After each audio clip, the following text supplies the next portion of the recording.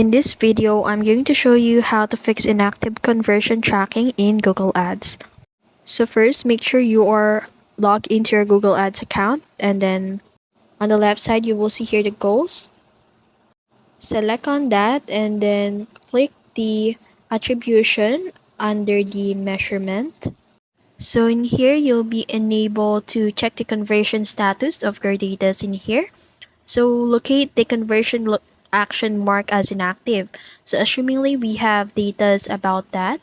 So conversion might appear inactive if no conversion data has been recorded recently. So assumingly we have a inactive conversion, click on the conversion action and then open its summary details. And then in here, you can confirm that the goal type, example is website, app, or phone call, is correct. And then after that, verify the conversion source. And then after that, if you'll already set up a conversion stack, ensure it's installed correctly on your website.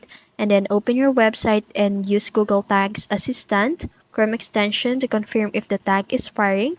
If the tag isn't firing, you can reinstall it again. And then from the conversion action details, look for the tag setup instructions if visible. And then follow the provided instructions to copy and paste the tag code in your website. And after that, if your conversion goal is tied to a specific page, like a thank you page, ensure the URL condition in the goal security are correct. And that's it. That's how you fix inactive conversion tracking in Google Ads with the updated interface.